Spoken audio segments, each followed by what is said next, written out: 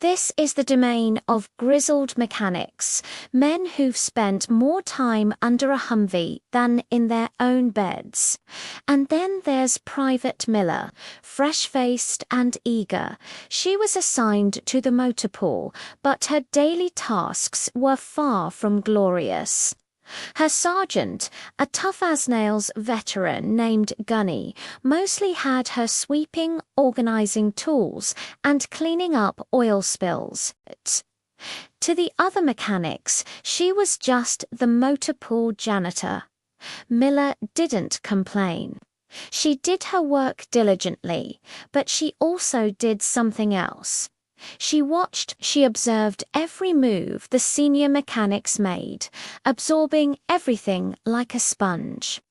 In her spare time, she'd pore over technical manuals, the dense, complicated blueprints of the very engines she was only allowed to wipe down. Back home, she'd spent years in her dad's garage, learning the ins and outs of engines. She had a natural talent, a feel for machinery that you just can't teach.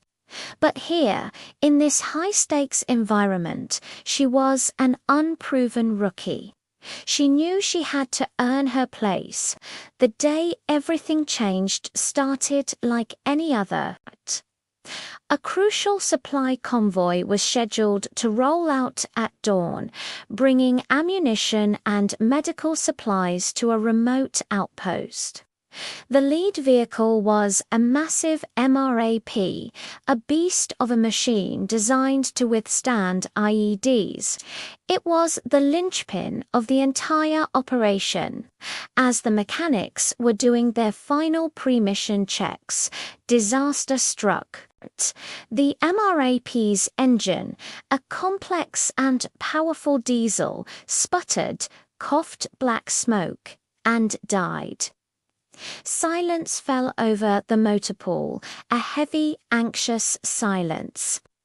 Gunny and his best mechanics swarmed the vehicle. They plugged in diagnostics, tore off panels, and shouted jargon back and forth.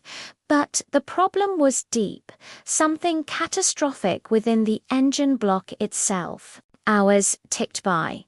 The sun climbed higher in the sky. Panic began to set in. The convoy was dangerously behind schedule. The official procedure was to call in a specialized heavy-lift crew to tow the MRAP and bring in a replacement. But that would take days. Days the outpost didn't have. The mission was on the verge of being scrubbed. Watching from the sidelines, her broom forgotten in her hand, Miller saw something. A small detail in the diagnostic readings, a subtle inconsistency in the way the engine failed. It reminded her of a problem she'd once fixed on an old farm tractor with her dad. It was a long shot, a crazy idea. Gathering all her courage, she approached Gunny. "Sergeant," she said, her voice barely a whisper, "I think I know what's wrong." The other mechanics scoffed. Who was this kid to think she could solve a problem that had stumped seasoned professionals? Gunny, at his wits' end, looked at her. He saw the desperation, but he also saw a spark of genuine confidence in her eyes. "What is it, Private?" he growled. Miller quickly explained her theory. It involved a critical component deep inside the engine, something no one had thought to check.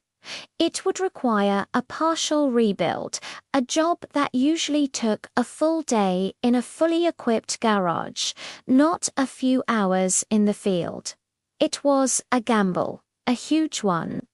If she was wrong, they'd waste what little time they had left.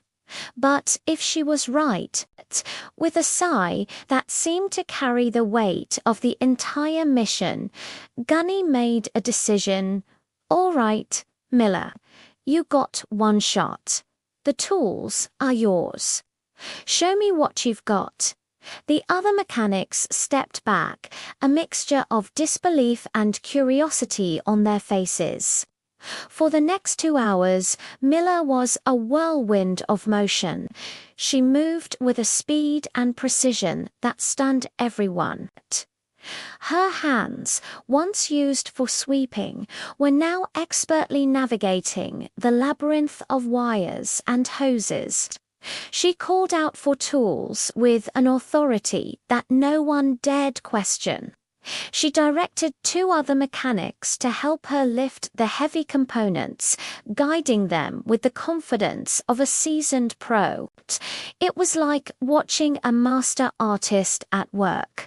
She found the broken part exactly where she'd predicted it would be. A replacement was located, and with painstaking care she began the reassembly. The sun was beating down, sweat dripped from her brow, but she never faltered. Finally, it was done. The engine was back together. A tense silence fell over the motor pool again. Everyone held their breath. Gunny stood by the driver's side door, his expression unreadable. He looked at Miller, who gave a slight, nervous nod. He climbed in, turned the key, and the massive diesel engine roared to life, a smooth, powerful rumble that was music to everyone's ears. A cheer erupted from the assembled soldiers. Miller, covered in grease and grime, just leaned against the massive tire, a quiet smile of relief on her face. The convoy rolled out just a few hours late, its mission saved. From that day on, no one ever handed Private Miller a broom again.